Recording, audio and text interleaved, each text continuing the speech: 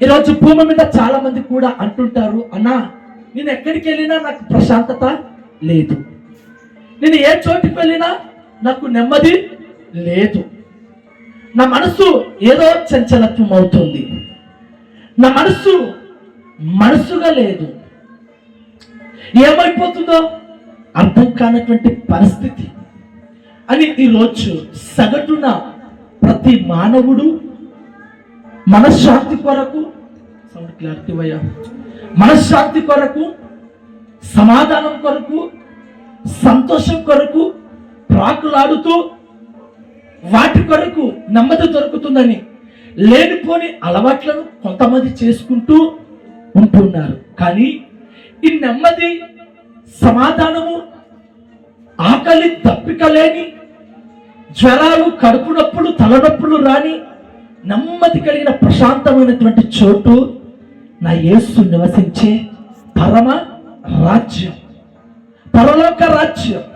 ఆ చోటికి గత 2022వ సంవత్సరం జూన్ 30వ తారీఖున 10 నిమిషాలు తక్కువ 12 గంటల సమయమున మిట్ట మధ్యాహ్న సమయమందు ఆయన తుది శ్వాస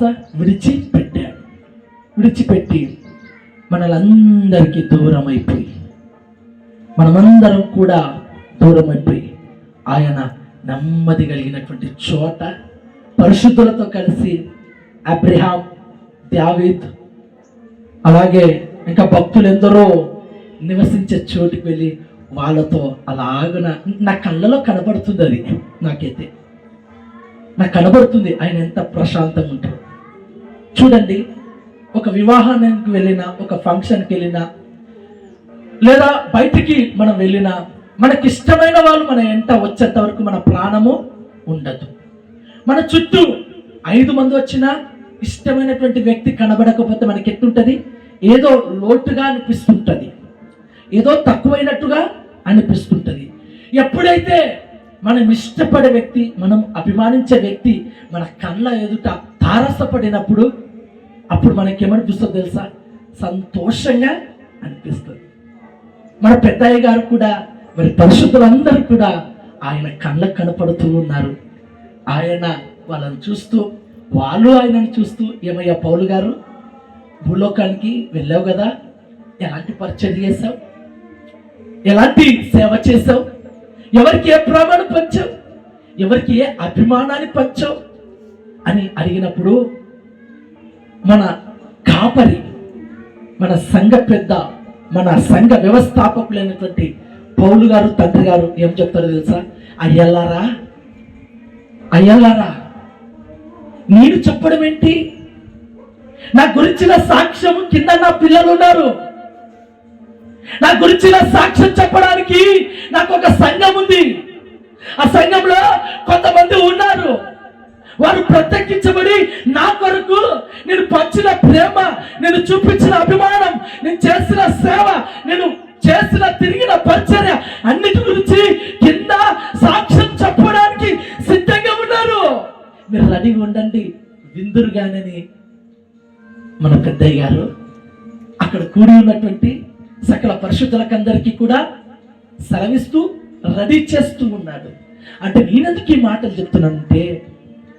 మాటలు చెప్తున్నానంటే మీరు ఆయన ద్వారా పొందుకున్న మేలేంటి, ఆయన ద్వారా పొందుకున్న ప్రేమ ఏంటి, ఆయన ద్వారా పొందుకున్న అభిమానం ఏంటి, ఆయన ద్వారా పొందుకున్న సహాయం ఏంటి, ఆయన ద్వారా పొందుకున్నటువంటి అనేక రకమైనటువంటి ఏంటి, దుఃఖము తురబడా, సహాయం చేస్తే ఏదైనా సరే నీవు కనుక పొందుకున్నట్లయితే నీవు ఆయన గురించి సాక్ష్యం చెప్పాలి. హల్లెలూయా. వెనకటి ఒక సామెత ఉంది, ఎవరికి వాడు చెప్పుకుంటూ పోతే డప్పాలు వాయించినట్టు అనిపిస్తూ ఉంటుందంట. అర్థమవుతుందా? నా గురించి పక్కనోడు చెప్పాలి, నా గురించి ఇతరులు చెప్పాలి. అప్పుడే నీ గొప్పతనం ఏంటో, నీ విలువ ఏంటో, నీ మనస్తత్వం ఏంటో 10 మందికి తెలిసింది. కానీ నాకు నేనుగా చెప్పుకుంటే ఏం అర్థమవుతుంది? ఏం తెలుస్తుంది? నా మాటలు అర్థమవుతున్నాయా? నా గురించి నేను చెప్పుకుంటే ఎవరు స్వీకరించరు, ఎవరు ఒప్పుకోరు. పైగా ఏమంటారు తెలుసా? డప్పాలు వాయిస్తున్నారు, గొప్పలు చెప్పుకుంటున్నాడు అని అంటారు. అదే నా గురించి పక్కన వారు చెప్తే, అందుకని మీకు మంచి అవకాశం ఇస్తున్నాము. ఆయన గురించి మరలా చెప్తున్నాను, ఆయన గురించి నువ్వు ప్రేమను పొందుకున్నావా? ఆయన నుండి నువ్వు అభిమానాన్ని రుచి చూసావా? ఆయన నీతో ప్రేమతో మాట్లాడా, ఆదరించాడా? ఏం చేస్తాడు ఆయన? జ్ఞాపకం చేసుకోవాలి. పరిశుద్ధ గ్రంథం ఆ మాట అంటుంది, నీతిమంతుని జ్ఞాపకం చేసుకొనుట ఆశీర్వాదకరం, దీవెనకరం. మరింత నువ్వు ఆశీర్వదించబడాలి, దీవించబడాలంటే నేను బలపరిచినటువంటి నీ సంఘం యొక్క వ్యవస్థాపకులైనటువంటి ఫౌండర్ అయినటువంటి ఈ యొక్క పెద్దయ్య గారు, పౌలయ్య గారి గురించి నీవు 2 మాటలు ఈ సంఘంలో నువ్వు పంచుకున్నట్లయితే అక్కడ తండ్రి గారితో పాటు అక్కడ ఉన్నటువంటి సకల పరిశుద్ధులందరూ కూడా సంతోషిస్తారు. అయ్యా పౌలయ్య, నిజంగా ఏమో అనుకున్నాను ఇంత సేవ చేసి వచ్చావా, నిజంగా ఏమో అనుకున్నాను ఇంత ప్రేమను పంచావా, నిజంగా ఏమో అనుకున్నాను ఇంత అభిమానాన్ని చాటి చొప్పించావా అని ఆయనను మరింతగా దగ్గర సంబంధం కలిగి